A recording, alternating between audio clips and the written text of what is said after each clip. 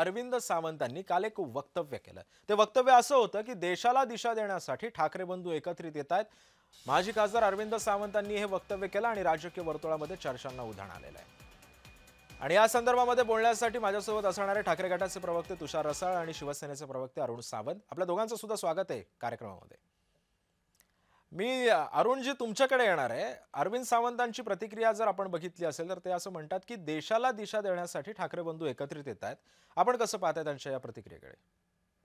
सिद्धेशी कसं आहे, हास्यास्पद वक्तव्य आहे. हं, अरविंद सावंत यांनी जे काही सांगितलेलं आहे त्याचं मला तर हसू येते. कारण कसं आहे, जे दोन आता असं म्हणाले ते अरविंद सावंतजी की दोन्ही ठाकरे बंधू देशाला दिशा दाखविण्याकरता एकत्र येत आहेत. हं, आता जे दोन्ही भाऊ आणि त्यांचे पक्ष स्वतःच दिशाहीन आहेत, ते दुसऱ्याला काय दिशा दाखविणार? हं, त्यांनी महाराष्ट्राला दिशा दाखवणं सोडच त्यात देशाची भाषा करत आहेत. अगोदर त्यांनी स्वतःच्या विभागामध्ये आपल्या पक्षाला आणि स्वतःलाच दिशा कशी ओळखतील ती ओळखून घेतली पाहिजे. महाराष्ट्राला किंवा देशाला दिशा दाखवण्याच्या भानगडीत पडू नये.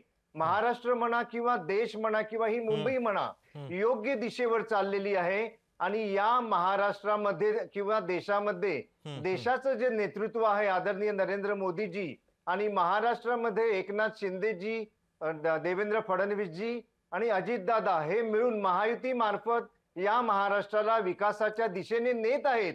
तेव्हा हे दोन बंधू आणि वेगळी कोणती दिशा दाखविणार आहेत, हा आता बर प्रश्न समस्त मुंबईकरांना आणि महाराष्ट्राला पडलेला आहे. बर महाराष्ट्रामध्ये हं, एकापेक्षा एक, मुंबईमध्ये हं, एकापेक्षा एक अतिशय चांगले चांगले उपक्रम हं, या सरकार मार्फत घडत आहेत. तेव्हा हं, अरविंद हं, सावंत यांनी उगीच काहीतरी वक्तव्य करून स्वतःचा हसा करून घेऊ नये, एवढंच हं, मी सांगेन. बर तुषारजी, आता अरुण सावंतांचं म्हणणं तुम्ही ऐकलं असेल। देशाला दिशा देण्याऐवजी राज्याला आधी दिशा द्या असं ते म्हणतायत आणि हास्यास्पद सगळं हे वक्तव्य आहे असं अरुण सावंत म्हणतात। आपण कसं प्रतिक्रिया द्याल या संदर्भात?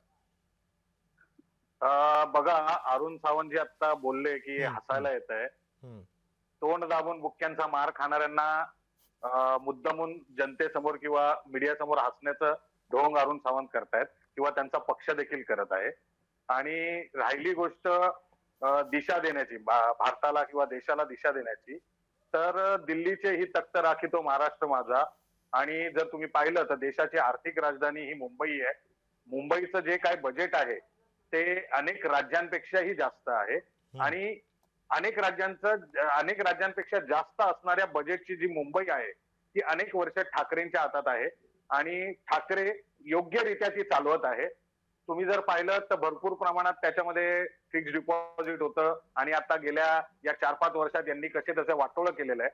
आणि जो आर्थिक राजधानीला दिशा देऊ शकतो तो देशाला नक्कीच दिशा देऊ शकतो, हे आमचं म्हणणं आहे. हं, त्याचप्रमाणे महाराष्ट्राला जर दिशा, हे महाराष्ट्राचं जर राजकारण तुम्ही पाहिलं तर ठाकरे आणि पवार या दोन फॅमिलीच्या अवतीभोवती आहे. आज हे जे बोलणारे पोपट जे आहेत तुम्ही बघतायत की उठसूट कोणी काही बोलतंय, 2-4 वर्षापूर्वी यांच्या तोंडातून शब्द देखील निघत नव्हते. हं, आणि दोन बंधू आता एकत्र आलेत ना, यांच्या हं, पायाखालची जमीन सरकलेली आहे बर आणि त्यामुळेच हे असे चुकीच्या पद्धतीने बर काहीतरी हसायचं नाटक. हं, आता मार हं, मार तर रोज खातच आहे. ठाण्यात बर तुम्ही पाहिलंच, काल काल परवा मार खाल्लेला आहे यांनी.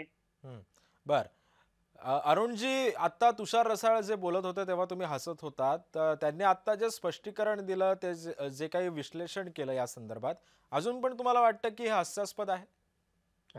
अजूनही माझं तेच मत आहे. कारण आता हं, ज्याप्रमाणे प्रमाणे रसाळ साहेब म्हणाले की गेली 25-30 वर्ष ठाकरे कुटुंबाचंच राज्य या मुंबई महानगरपालिकेवरती होतं आणि त्यांनी खूप काही केलं. हो, बरोबर आहे, खूप काही केलं. खूप काही मुंबई महानगरपालिकेला तिजोरी लुटायचं काम यांनी केलं. अक्षरशः धुवून खाल्लं यांनी. आणि अहो जे साहेब, काही जी काही गंगाजळी असायची ती गंगाजळी बँकांमध्ये ठेवून तिचं कसं किकबॅक खायचं, हा धंदा यांनी वर्षानुवर्ष केला.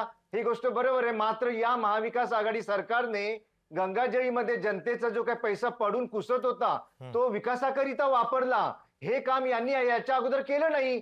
तर हीच चूक यांनी केली आणि म्हणून जनता आता यावेळेस त्यांना त्यांची जागा दाखवणार आहे. आणि जी 25 वर्ष यांच्या हातात महानगरपालिका होती ती आता पूर्णपणे महायुतीच्या हातात येणार आहे. आणि या मुंबईला या जगामध्ये सर्वोत्तम कसं बनवता येईल याकरिता महाविकास आघाडी कार्यपर राहील हेच मी या क्षणी सांगू शकेन. तुषारजी, अत्यंत थोड्या वेळ आपण आपलं म्हणणं पूर्ण करा.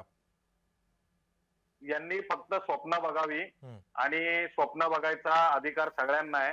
फक्त माझं म्हणणं एवढंच आहे की स्वप्न झोपेत असताना दिवसा ढवळ्या स्वप्न चांगली नाहीयेत. अहो, मार खायचा आणि त्यांचेच जे खासदार आहेत ते स्वतः बोलतात माझे चांगले मित्र आहेत, मला त्यांच्यावर भरोसा आहे, त्यांनी तसं केलं नसेल. म्हणजे काय नक्की? अहो, अख्खे शिंदे गटाचे जेवढेही कार्यकर्ते ना संभ्रमात आहेत आणि संभ्रमात असल्यामुळे काही हे जे प्रवक्ते आहेत 2-3 हे हसायचं काम करतात, बाकी काही नाही. बर, नक्कीच. त्यामुळे आता येत्या काळामध्ये ह्या ठाकरे बंधूंची युती निवडणुकांमध्ये कशी इम्पॅक्टफुल ठरू शकते हे सुद्धा पाहणं तितकंच महत्त्वाचं ठरणार आहे. धन्यवाद अरुण सावंतजी आणि तुषार रसाळजी, आपण आपला वेळ दिलात त्याबद्दल. आणि या बातमीपत्रामध्ये वेळ झाली आता इथेच थांबायची. ताज्या बातम्यांसाठी पाहत रहा जय महाराष्ट्र.